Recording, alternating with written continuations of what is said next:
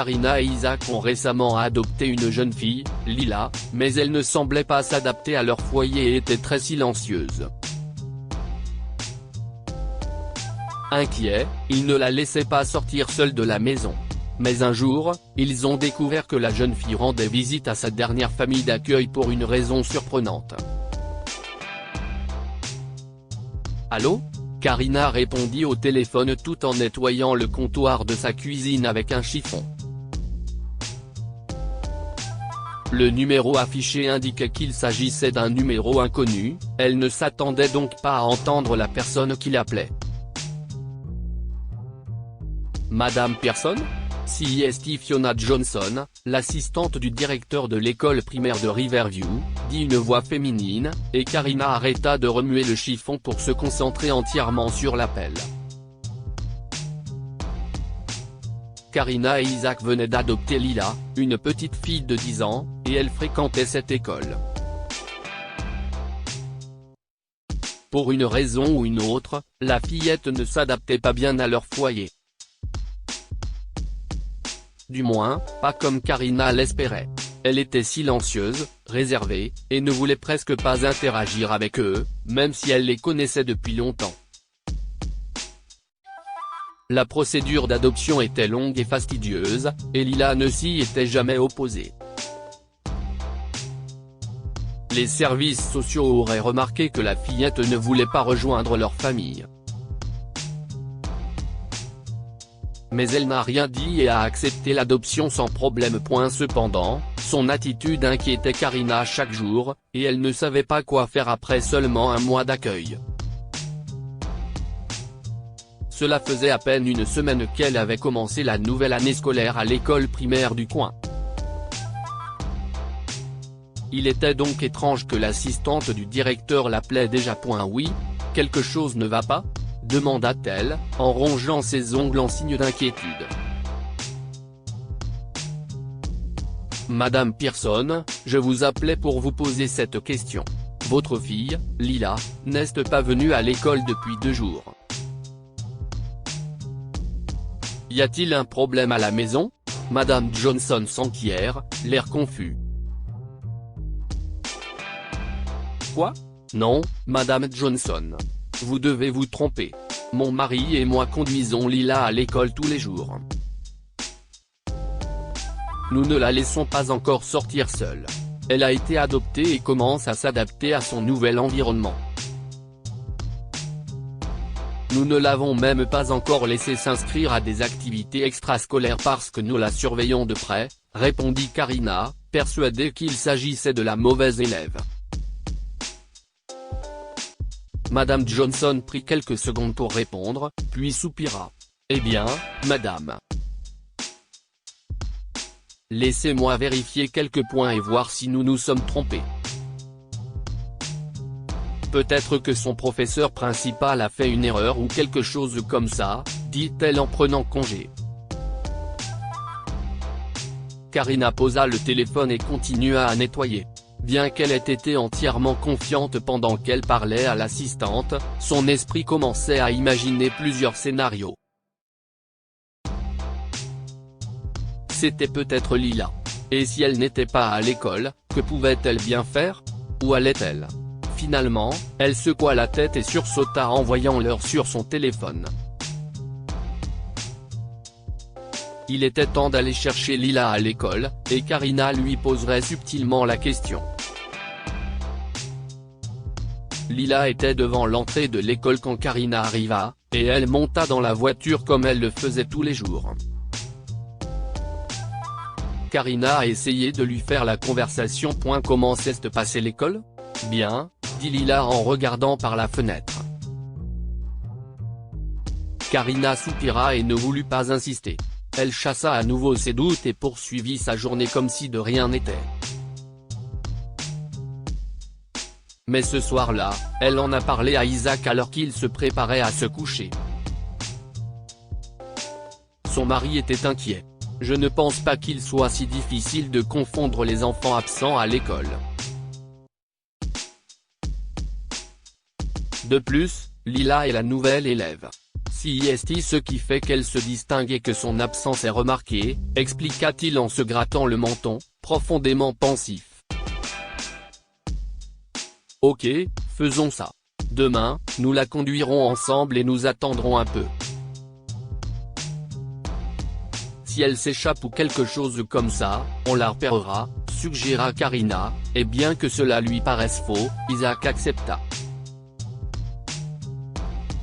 Au revoir, ma chère. Bonne journée à l'école, déclara Karina en souriant à Lila, qui sortit de la voiture et commença à marcher vers l'école. Une fois hors de portée de vue, Karina se tourna vers Isaac. Allons nous cacher là-bas. Si elle nous voit encore ici, elle ne fera rien. Quelques minutes plus tard, ils virent Lila sortir de l'entrée. Oh mon Dieu! Elle est en train de sortir, déclara Isaac, choqué. Il faut la gronder. Non. Suivons-la. Elle nous a supplié de sortir seule ces derniers temps, tu te souviens? Il est clair qu'elle veut se rendre dans un endroit précis et nous devons le savoir, répliqua-t-elle, et son mari comprit la sagesse de la chose. Étonnamment, Lila marcha près de 30 minutes depuis l'école, et plus elle avançait, plus ils étaient confus, jusqu'à ce qu'il atteigne une route familière. Karina fronça les sourcils. Je crois que je sais où elle va maintenant, dit-elle à Isaac, dont les sourcils se froncèrent. Il ne se souvenait pas de cette route. Pas encore en tout cas. Mais Karina ne l'oublierait pas. Lila atteignit enfin une maison et entra directement par la porte d'entrée. C'était une maison modeste, et il y avait un accès pour les fauteuils roulants. Enfin, Isaac se souvint de l'endroit où il se trouvait. Elle vient voir ses parents d'accueil ? Demanda-t-il à sa femme qui secoua la tête. Je ne crois pas, répondit Karina en humectant ses lèvres avec sa bouche. Il n'y a pas de voiture ici. Ses parents d'accueil travaillent tous les deux. Je pense qu'elle est venue voir leur fille. Tu te souviens d'elle, non? Oui, murmura-t-il en regardant la maison. Il y a des mois, ils ont rencontré Lila dans cette maison pour la première fois. Isaac et Karina ne prêtaient pas beaucoup d'attention à la famille, mais ils étaient assez gentils et avaient une fille de 13 ans, Sandra, qui se déplaçait en fauteuil roulant à cause d'une maladie handicapante. Elle était gentille et voulait ce qu'il y avait de mieux pour la fille que ses parents accueillaient. J'aurais dû y penser. Lila s'est attachée à cette fille. Elles sont sœurs, soupira Karina en fermant les yeux. Isaac lui tapota l'épaule tandis qu'il observait la scène depuis l'extérieur de la maison. Quelques heures plus tard, Lila sortit et fut choquée de voir que ses parents adoptifs l'attendaient. Ils avaient garé la voiture et l'attendaient depuis longtemps. La jeune fille fronça les sourcils en pensant qu'elle allait avoir des ennuis. Si est ici que tu voulais aller toutes les fois où tu l'as demandé? Pour voir ta sœur? Demanda Karina en s'agenouillant pour croiser son regard. Lila se mordit la lèvre inférieure et acquiesça sans dire un mot. Vous ne m'avez pas laissé partir seule, alors j'ai cessé les cours, expliqua-t-elle. Sandra a besoin de moi. Je l'aide à cuisiner et je lui évite de s'ennuyer puisqu'elle ne peut plus aller à l'école pendant un certain temps. La jeune fille savait qu'elle avait mal agi, mais Karina se rendait compte qu'elle aussi avait fait une erreur. Chérie, nous ne voulons pas t'éloigner de Sandra, surtout si tu la considères comme ta sœur. Mais je veux que tu saches que c'est chez l'école, si est mal. S'enfuir sans nous le dire, si est mal, dit Karina calmement. Lila acquiesça, mais elle ne s'attendait pas aux paroles qui suivirent de la part de sa mère adoptive.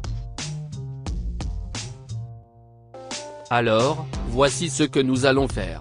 Tu iras à l'école tous les jours, et après, je te conduirai moi-même ici et je viendrai te chercher plus tard. Les yeux de Lila s'écarquillèrent de surprise, et elle leva les yeux vers Isaac, qui souriait et hochait la tête en signe d'accord. Enfin, leur fille sourit timidement et serra Karina dans ses bras pour la première fois. La nouvelle maman ne savait pas comment contenir ses émotions, mais elle faisait de son mieux pour ne pas effrayer sa fille. Une fois séparés, Karina s'est levée et a vu que son mari avait lui aussi les yeux humides. Ils se sont regardés et sont montés dans leur voiture. Ils savaient tous deux qu'il s'agissait d'un moment important dans leur relation avec leur fille, et qu'il avait fait un excellent travail. Karina et Isaac ont tenu leur promesse à Lila. Ils la conduisaient chez Sandra tous les après-midi et l'invitaient même à des sorties le week-end. L'attitude de leur fille à la maison a radicalement changé. Elle était heureuse et bavarde, et faisait confiance à Karina pour presque tout ce dont elle avait besoin. Quelques mois plus tard, Lila a enfin commencé à les appeler papa et maman. Karina savait que cela n'aurait pas été possible s'il n'avait pas découvert que tout ce qu'elle voulait, c'était voir Sandra. Le fait d'avoir accepté ses choix a fait toute la différence. Que pouvons-nous apprendre de cette histoire? Les parents adoptifs doivent faire preuve de patience, de compréhension, d'écoute et d'ouverture d'esprit.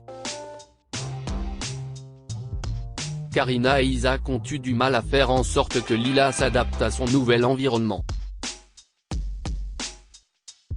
Mais une fois qu'ils ont découvert ce qu'elle voulait, tout le reste s'est mis en place. La communication est essentielle pour créer une bonne relation avec vos enfants. Lorsque Karina et Isaac ont montré à Lila qu'ils étaient prêts à l'écouter, leur relation a changé. Lila s'est ouverte à eux et leur a fait confiance pour tout. Partagez cette histoire avec vos amis. Elle pourrait égayer leur journée et les inspirer.